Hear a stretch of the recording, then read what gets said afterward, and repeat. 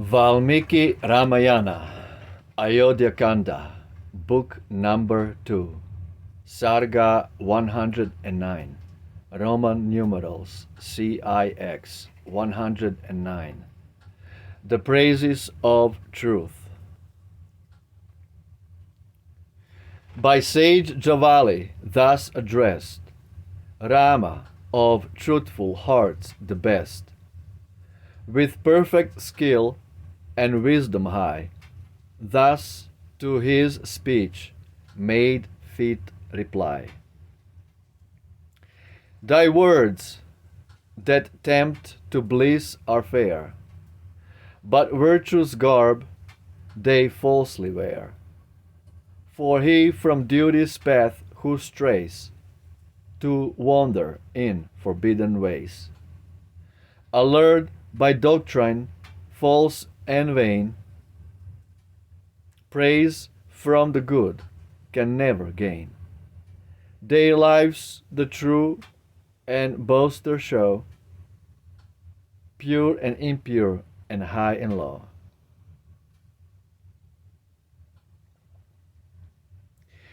Else were no mark to judge between stainless and stained, and high and mean.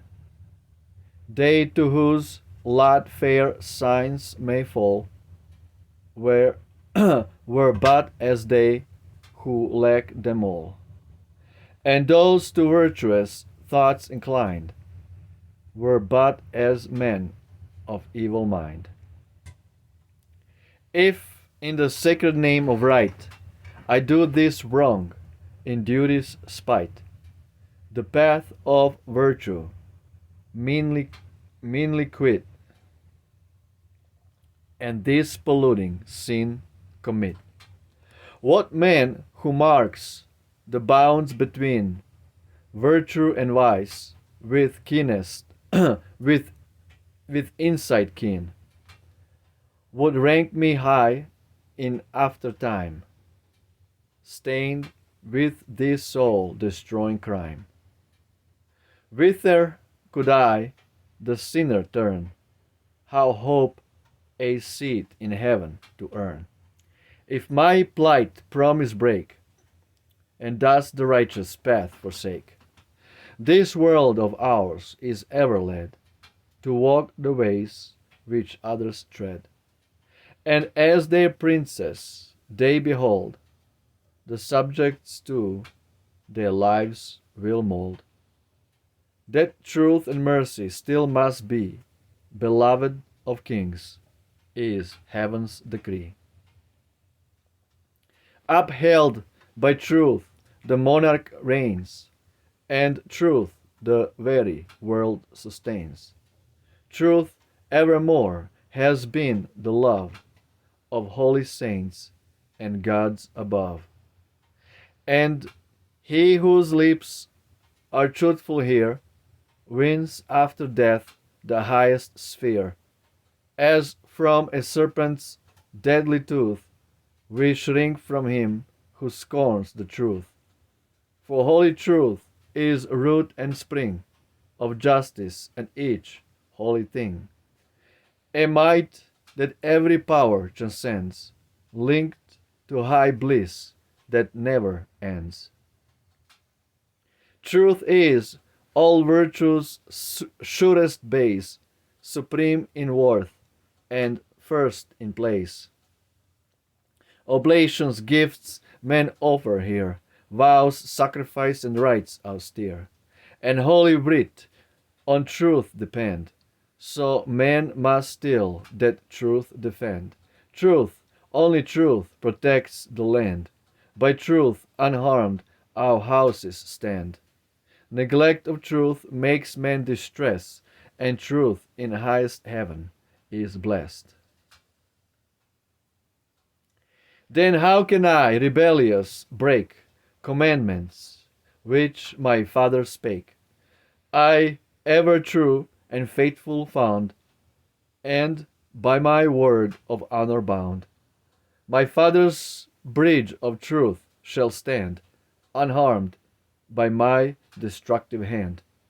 Not folly, ignorance, or greed, my darkened soul shall thus mislead. Have not have we not heard that God and shade turn from the hated offerings paid? By him whose false and fickle mind no pledge can hold, no promise bind. Truth is all duty, as the soul, it quickens and supports the whole. The good respect this duty hence, its sacred claims I reverence. The warrior's duty I despise, that seeks the wrong in virtue's guise.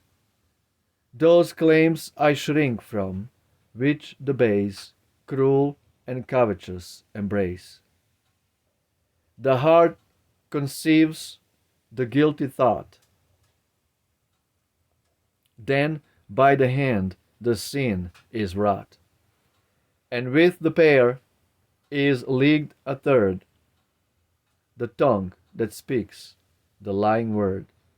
Fortune and land and name and fame to man's best care have right and claim. The good will I to truth adhere, and its high laws must men revere. Base were the deed thy lips would teach, approved as best by sallow speech. Shall I my plight promise break, that I these woods my home would make? Shall I, as Bharat's words advise, my father's solemn charge despise?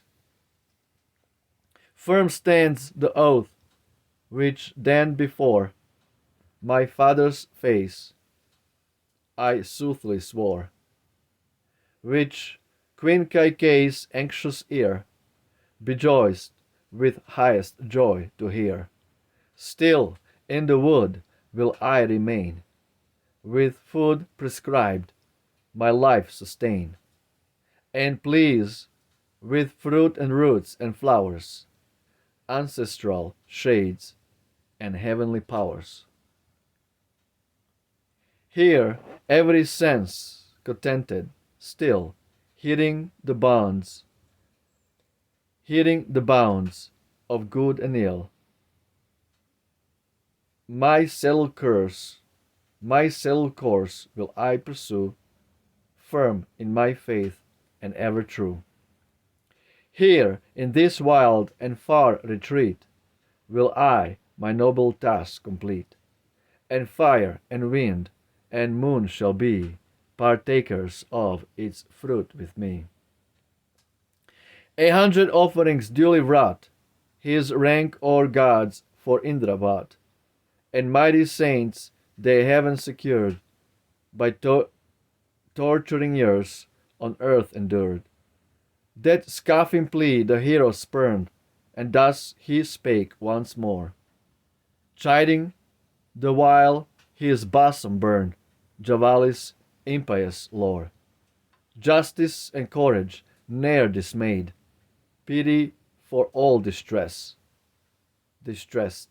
Truth, loving honor duly paid to Brahman, God, and guest. In these the true and virtuous say, should lives of men be passed, they form the right and happy way that leads to heaven at last. My father's thoughtless act I chide, that gave thee honored place, whose soul from virtue turned aside is faithless, dark, and base. We rank the Buddhist with the thief and all the impious crew, who share his sinful disbelief and hate the right and true. Hence never should wise kings who seek to rule their people well admit before they face to speak the cursed infidel. But twice born men in days gone by, of other sort than thou, have wrought good deeds whose glories high are fresh among us now.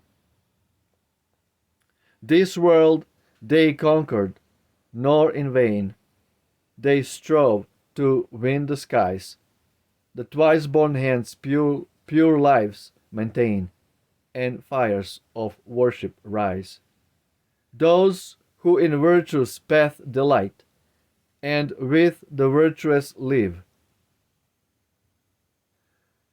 whose flames of holy zeal are bright, whose hands are swift to give, who injure none, and good and mild, in every grace excel, whose lives by sin are undefiled, will love and honor well.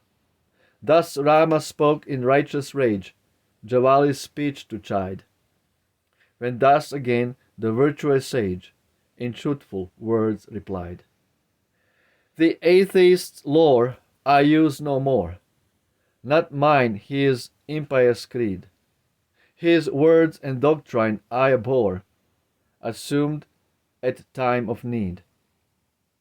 And as I rose to speak with thee, the fit occasion came, that bade me use the atheist's plea to turn thee from thine aim. The atheist's creed I disavow, unsay the words of sin, and use the faithful's language now, thy favor, Prince, to win. Absolutely beautiful. Footnotes. 217.1. It was the custom of Indian women, when mourning for their absent husbands, to bind their hair in a long single braid. Carey and Marshman translate the one-tailed city. Look at this. Look at this.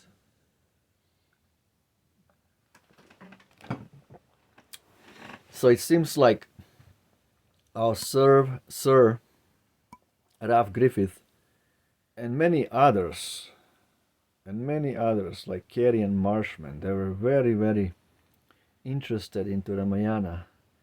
They were all translating Ramayana. The one-tailed city. You see, these kind of translations can definitely mislead. Although it's beautiful what I'm reading, at the same time, how authentic is the translation from Sanskrit to English. As I read another version of Ramayana, Valmiki Ramayana, there is the description that the city of Ayodhya looked like an unmarried maid. So description of Ayodhya to be unmarried maid with a long single braid. That would be the most perfect translation, how Ayodhya looked without Rama, was waiting for the king, for Rama to come and be enthroned as the king of the world in Ayodhya. So, one-tailed city, what would that mean? There could be so many other speculations, but the fact that king is the husband and the country is the wife, that's the fact. So finally we see here that the saint Javali, he disavows his atheistic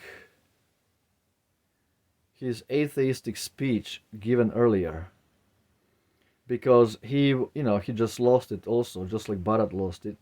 So they tried every single possibility to dissuade or to persuade Rama to go back to Ayodhya, to come back with them to Ayodhya. And now Rama gave a perfect speech how man must be true to his word.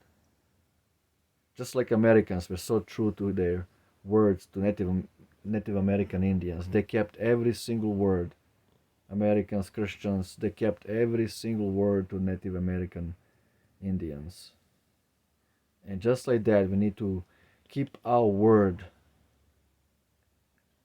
Because if a man can't keep his word, he is not a man. He is a animal. Because nobody takes animals seriously and responsibly. So there is also mention about Buddhist philosophy. In other words, back in Rama days, 1.5 million years ago, everybody knew all the avatars. And everybody knew that Lord Buddha, although God Himself, He incarnated for a particular purpose. And that purpose was that people were so sinful and atheistic, He just told them, look, you guys, you just need to sit down and meditate and practice austerities, celibacy and austerities. You just need to sit down and meditate and be peaceful, ahimsa, non-violent. Because you're all so stupid.